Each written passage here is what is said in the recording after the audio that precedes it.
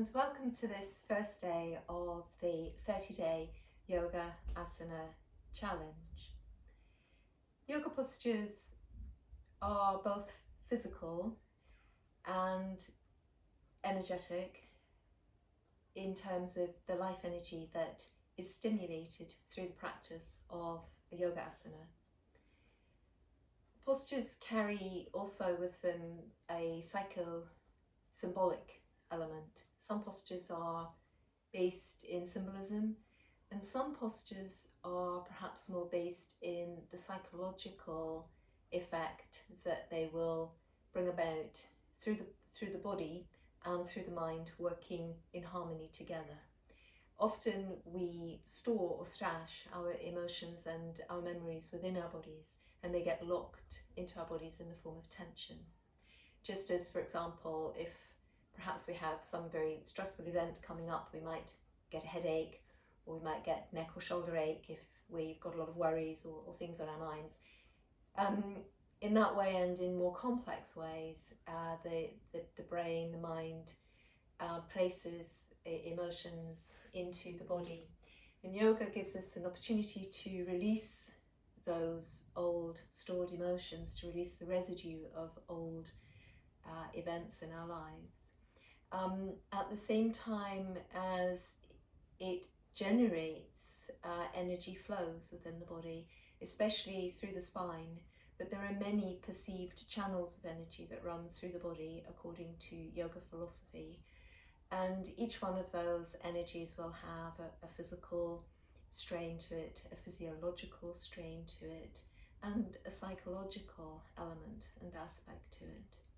And so not only does yoga allow people to release things that are no longer serving them, tensions, old energy that's locked into the body, but it allows them to engage with other states of mind, other emotional registers that are perhaps not easily accessible to them directly through the work of the mind, that they come in through the movement of the body, and in a sense exploring that very important relationship that we have in our lives, the one with our own body.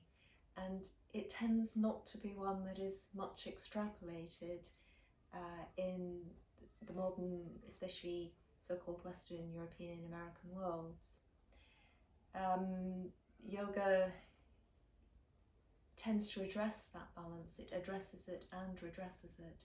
And this is one of the reasons why when we engage in a yoga practice, the effects are so very different from if we simply stretch and release after a workout. There's a whole different register and a whole different intention contained within Yoga Asana. Today's Yoga Asana that we're going to begin the challenge with is Uttanasana. And the Ut part means caution, care, carefulness, and also at the same time intensity. And the Tan part means stretch and opening, a lengthening simply.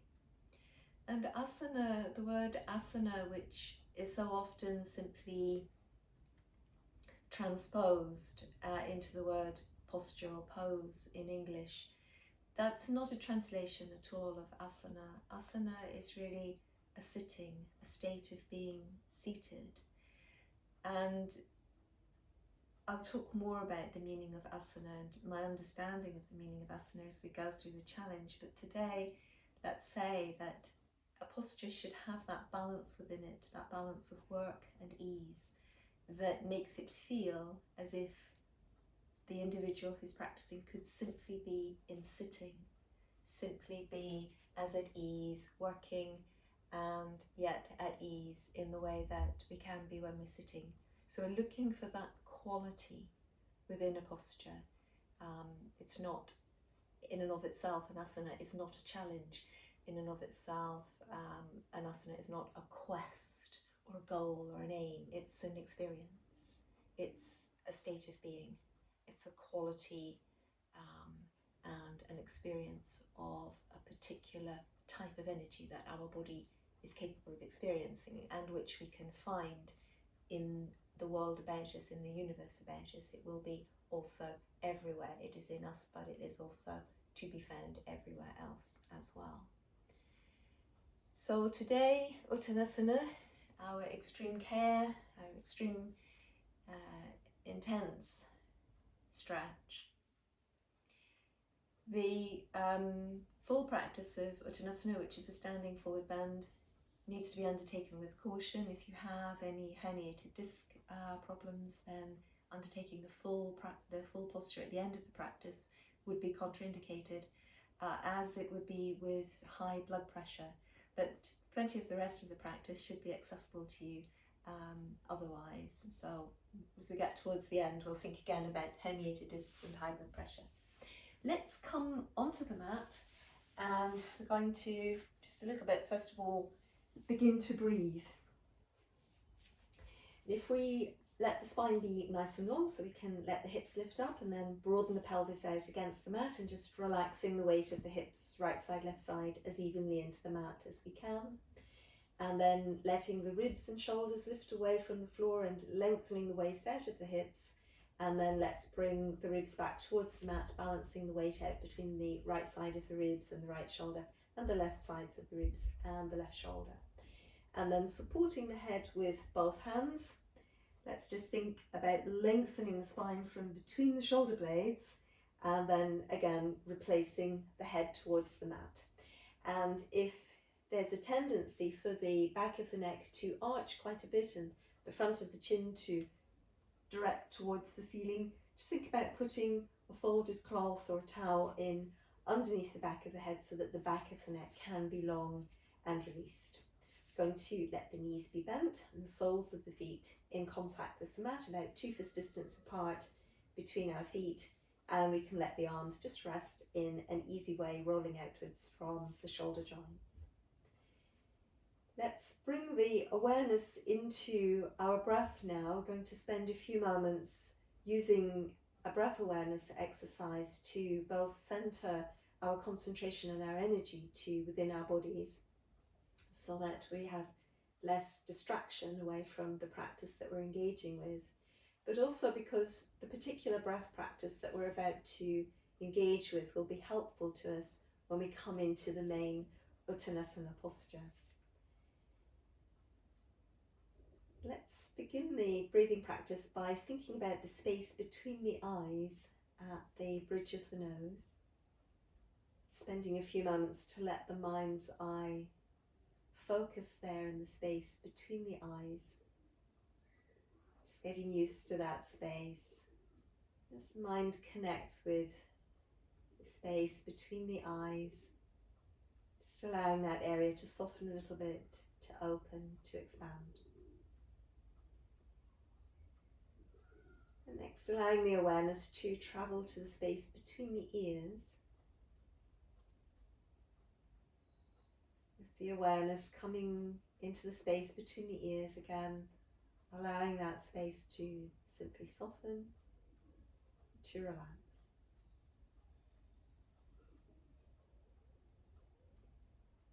And then allowing the mind to come into the space at the back of the mouth. As the breath enters through the nostrils and arrives, cool breeze of air in the back of the mouth, just allowing the back of the mouth from the inside to open with the breath, and with the exhalations to just soften and to relax behind the breath. And then we'll let the awareness travel down into the throat, with the inhalation allowing the breath as it moves into the throat to open the muscles of the throat from the inside. And as the breath leaves the body, passes back out through the throat, allowing the muscles of the throat, all the muscles through the neck to soften, to relax from the inside behind the breath.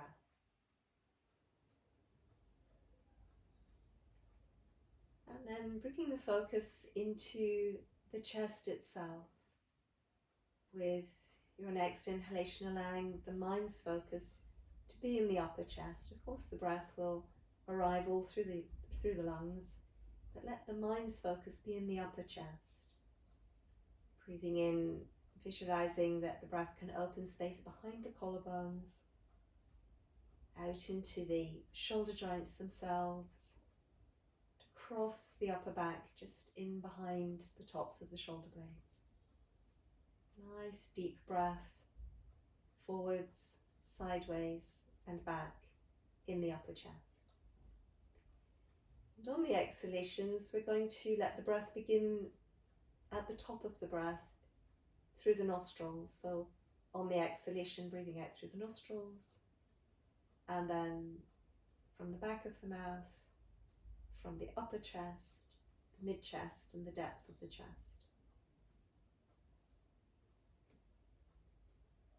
Then bringing the focus of the inhalation to the mid-chest. On the inhalation, allowing the breath to open space away from the breastbone to either side of the rib cage, into the rib cage beneath the shoulder joints, and then also into the back of the rib cage, feeling the space between the base of the shoulder blades opening as the breath expands the back of the mid-chest. And then again, allowing the exhalation to leave from the top of the breath through the nostrils, then the back of the mouth, then the throat, upper chest, mid-chest, depth of the chest, the breath leaving. And finally, we're going to think about, with the inhalation, bringing the breath right down into the depth of the chest, into the region of the floating ribs. And the floating ribs are quite separated at the front of the body below the breastbone. So as we breathe into the depth of the chest, we need more to think in terms of breathing sideways, right side and left side down into the depth of the chest, and then back, so that you really breathe into the belly of the letter C shape that the floating ribs make, and around to the sides.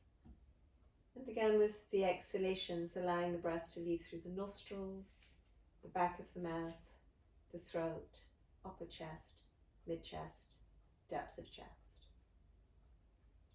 And keep coming back in your mind to that softening and releasing that we began this breath practice with, through the nostrils and then at the back of the mouth and through the throat. And allowing those regions to retain softness so that the breath remains easy. Although it's a deep breath and a directed breath, it nonetheless remains a relaxed breath. So we'll breathe one last time, allowing the breath to dive through easily the nostrils, the back of the mouth and the throat, and arriving nice and wide in the upper chest, forward, side, back, and the mid-chest, forward, side, back, and the floating ribs from the inside, a letter C shape, and then again the exhalation through the nostrils, back of the mouth, throat, upper chest, mid-chest, depth of chest. And at the end of the round of the breath that you're practicing at present, simply allowing the breath to fall back again now into a normal, easy pattern of breathing. We'll come back to that breath practice again later on, but for the moment we'll just allow the breath to flow easily, and we'll probably find as we work through the preliminary practice that the postures on the way through to our main posture, the Uttanasana, will also be changing and deepening and energizing the breath. To begin with, lengthen both legs away so that your thighs, knees, ankles are in alignment with the hip joints, and we're going to breathe in and lengthen downwards towards the right leg, push into the heel at the same time as stretching and lengthening the right arm up and back to alongside the ear, beside the head. And with the exhalation, relaxing on the right side of the body, letting go completely. Then the movement flows through on the left side, breathing in to stretch down towards the left heel and stretching the left arm back so that it comes alongside the ear, behind the head, And in between the stretch into the arm and the leg, the spine should also be opening and lengthening. And the exhalation to bring the arm back towards the side. So let's work through this practice, which is Asana, the full body yawn. Another 3 breaths to each side. An inhalation to really stretch through the right side. Try to feel the sides of the ribs, the waist and the outside of the hip also stretching. And exhalation to release and to relax on that side. Inhalation to stretch through on the left side, to reach through towards the heel, to really open up through the ribs, the waist, the outside of the left hip, and then again exhalation to release on that side. So let's just flow through twice more to each side. Inhaling to work into the length of the posture, exhaling to relax away from it. Inhaling to lengthen into the left side of the practice, exhaling to relax away from it. Inhaling right side, trying to feel that your spine and the center of the body is also opening, and exhaling to relax. And a last round of the breath here, inhaling, lengthening on the left side, and once again, exhalation to relax the arm. From here, let's again bend the knees, and we'll hug underneath the backs of the knees, and then circling the legs at the hip joints 4 times, bringing the legs in towards the trunk of the body, then circling outwards and back together again. Exhalation to bring the legs in, inhalation as they move wide, and then exhalation, they're coming together and back in towards the abdomen. Inhaling, legs moving wide, exhalation back together and towards the abdomen. Reversing the circling action, legs move away, still together. Breathing in, they circle outwards. Exhalation, they come together and begin to move away. Breathing in, they circle outwards into the center. Breathing out, letting them move away. 2 more circling actions in this direction, keeping the range of movement as free and as open as possible, but also comfortable. And at the close of that circle, let's hold on to the right leg as we let the left foot come back towards the mat again. And here we keep the hands at the back of the right knee, the pressure of the hands coming onto the thigh bone at the back of the knee. We're going to aim to keep the tailbone pretty much in contact with the mat as we breathe out and hug the right leg in and towards us. And then as we breathe in, we're going to let that right leg extend to the ceiling and open the arms out and towards the sides. And then once again on the exhalation, hugging the right leg in and towards you, relaxing and broadening your back into the mat. And then with the inhalation, letting the leg extend away from the hips that maintain a nice, firm, solid contact with the mat beneath them. So again, exhalation to hug the right leg in, inhalation to stretch it up and away, widening the arms to the sides. 2 more breaths here.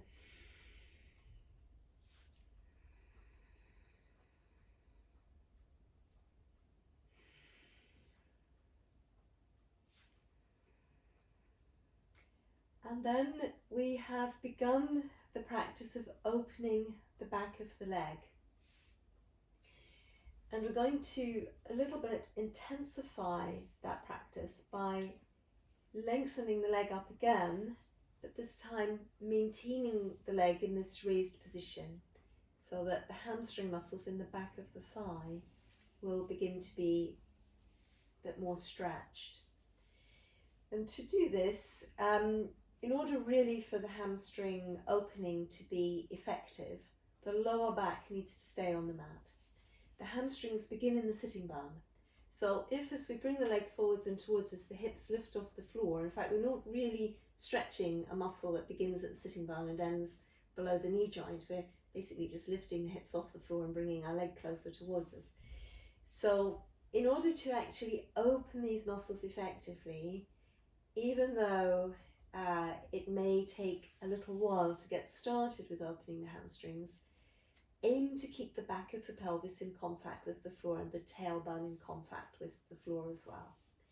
It could be that our lengthening position begins with the right knee quite bent. And if that's the case, the use of a strap or any piece of fabric that can support the weight of the leg above the hip joint will be helpful. So here the practice is going to be with the exhalations, really allowing the back to soften into the mat, let the back of the neck relax, let the shoulders broaden, the ribs broaden against the mat, the waist and the hips, and the spine soften against the mat. And then with the exhalation each time, let the lower abdomen draw down and back, and work to keep your back as soft and as relaxed as it was on the inhalation. And as soon as tension comes into the back, that's the point to stop stretching and lengthening the leg, because that's the point at which the body is no longer really opening the hamstrings in an aligned position, which means that in other positions the hamstring stretch that we've been working on won't really be very useful or effective. It would only be useful in that tensed position on the floor. So again, with our inhalation, allowing the back to be really soft and open against the mat, and then again with the exhalation, letting the back of the leg lengthen from the sitting bone through the muscles in the back of the thigh, towards the knee, towards the heel. Still aiming to keep the hips in contact with the mat, and then once again breathing in to soften the leg. We'll work through 2 more breaths doing this. Again, the knee doesn't need to absolutely straighten. It may do, but it doesn't need to. And it will facilitate opening the back of the leg if we can stay really easy on the inside of the hip joint as well. If this area on the inside of the hip joint is gripping a lot, it will be hard for the leg to actually open and lengthen. And coming through. If you're more supple, then perhaps you might be holding the leg here. Again, I would suggest if you're holding the leg, still work to keep the neck and the shoulders very relaxed, because long term, if you are able to keep the upper back relaxed in these opening positions, the hamstrings will release more, and that's because the whole of the back of the body ultimately is connected, and there's a knock-on effect. If the neck and shoulders stay relaxed, it will ultimately help the back of the leg to relax as well. It's time to begin the second side, working with the left leg on the exhalation, keeping the back of the hips firmly in contact with the mat. We hug the left leg in towards the abdomen, and then again on the inhalation, lengthening through the back of the thigh, towards the knee, then on towards the heel, and then once again on the exhalation, folding the leg in and down, hugging it towards the abdomen, letting the back really soften into the mat, letting the spine relax, and once again on the inhalation, really connect the opening action, connect it from the sitting bone, through the thigh, towards the back of the knee, on into the heel. And on the exhalation, folding in and down again. When the leg pushes straight up like this, a lot of the muscle fibers are bypassed in the muscles in the back of the thigh. And again, ultimately, we'll be able to find a lot more space in our body if we can connect the flow of the stretch from where the muscles begin at the sitting bone, let it pass through the thigh to the knee, on into the heel. We've got 1 more breath to go in the moving practice here. So exhalation to hug in and down, and the inhalation to lengthen up. And then on this side as well, coming into that more sustained opening practice for the hamstring. And all the same thoughts and ideas that we had about working this practice on the first side apply again here. We can use some support, and especially that's helpful for allowing the leg to relax, which is when it will be able to stretch more easily. If we can't straighten the leg in this position, it's a lot better to support it. The leg can relax more and it will gradually open more. And so once again with the inhalation, Just allowing the knee to bend more than otherwise, softening, letting go in the hip joint so there's a little bit of mobility still there at the hip joint. It's not rigidly held at the hip, and then letting the back relax into the mat, back of the hips soften into the mat, and then again opening from the sitting bone through the back of the leg towards the back of the knee on towards the heel. And once again, just a little bit of softening with the inhalation, checking in with the hip joint that it's still mobile and not too tense here. And then again on the exhalation, from the crown of the head right through the spine to the tailbone, let it soften. Shoulders and ribs stay broad and soft. Back of the waist, back of the hips, nice and relaxed. And this gradually connecting the lengthening through. So another couple of breaths to work here. Again, if you're a little bit more limber and you're able to work with holding the leg, I would still suggest a little bit of softening, checking in that the release is beginning at the hip joint each time, and on the exhalation, again, keep your back relaxed into the mat, spine passive, neck long, moving from the sitting bone towards the back of the knee, and then connecting towards the heel. And at the end of the round of the breath that we're on at the moment, we're going to fold the leg back in again and slide it away across the floor. And after those quite strong back of thigh opening practices, we can roll the legs inwards and outwards a couple of times, wobble the hips on the mat. We can also roll the arms inwards and outwards, wobble the ribs and shoulders on the mat, and gently release the head and neck towards one side and the other side a couple of times.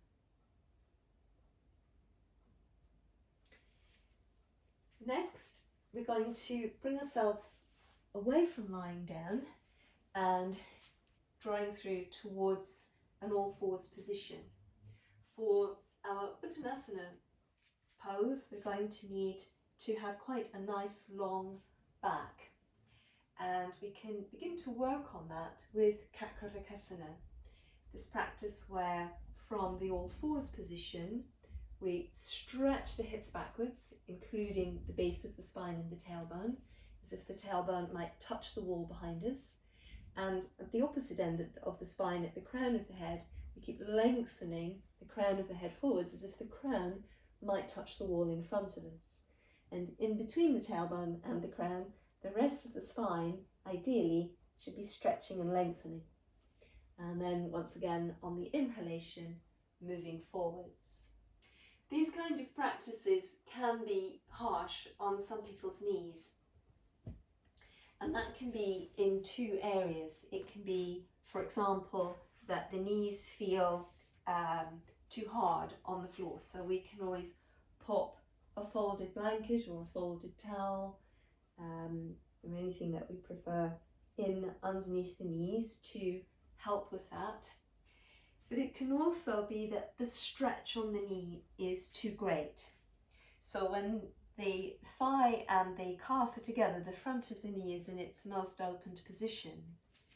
If we just pop a rolled up towel or blanket into the back of the knee, we will not be opening the front of the knee as much. And that may allow us to stretch back a lot more comfortably, to go ultimately a little bit further, as the front of the knee perceives that it won't have to overstretch. If we have a cartilage injury or a knee injury, this may help as well. It's not just about muscles being tight, but the knee should stay comfortable in the practice. Sometimes as well, for people, the issue is at the front of the foot, and because the ankle isn't stretching and opening quite as much as it needs to facilitate the arrival at the fully extended position. And again, we can roll something up and just pop it in underneath the ankle to enable us to flow a little bit more freely. we're working with an inhalation to come forwards and an exhalation to move back.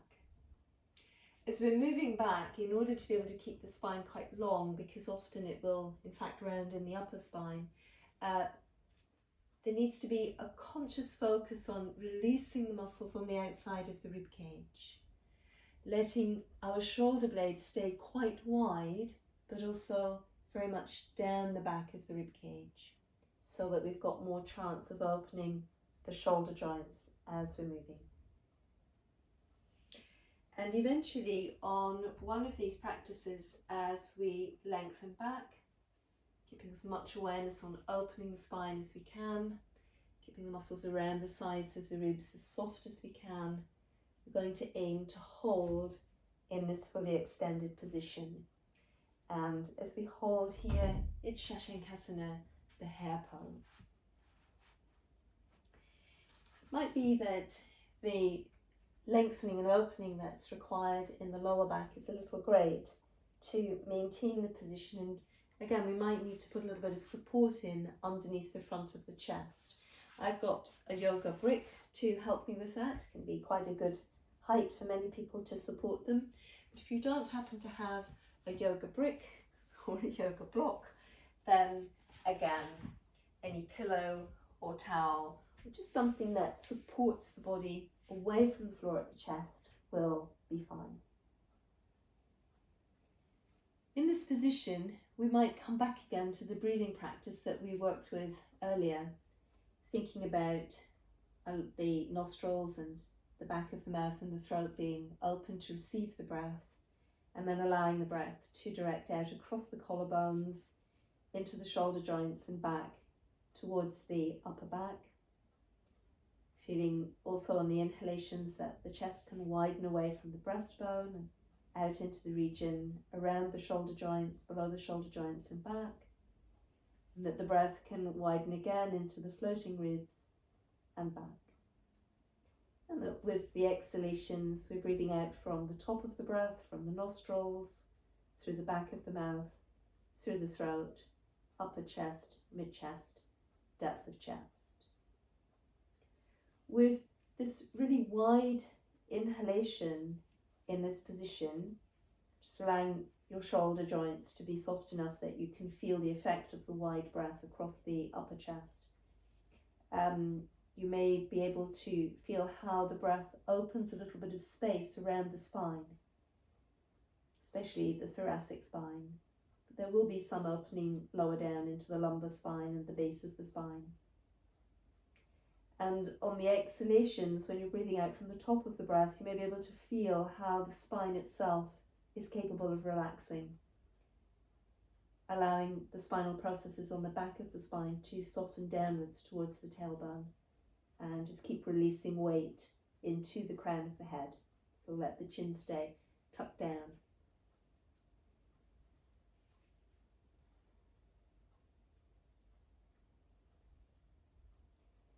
As you come through to a last breath here, just allowing the body to gradually come away from that posture, just rolling up and away from the Shashankasana.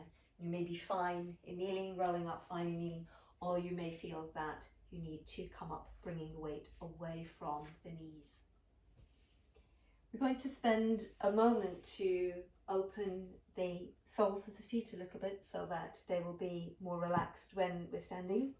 And it could be from the all fours position that you feel quite a lot of stretch here already, or you might be able to come back more before the stretch becomes too strong.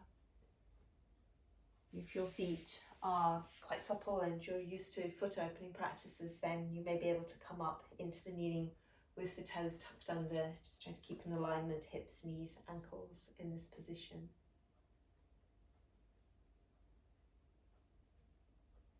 I recommend caution with opening the feet, that we're opening muscles between very small bones.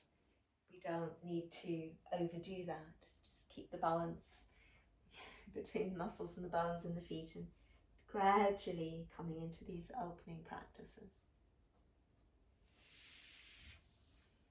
From here, we're going to come up to standing to move on to stronger practice, getting closer to our apex posture, the Uttanasana.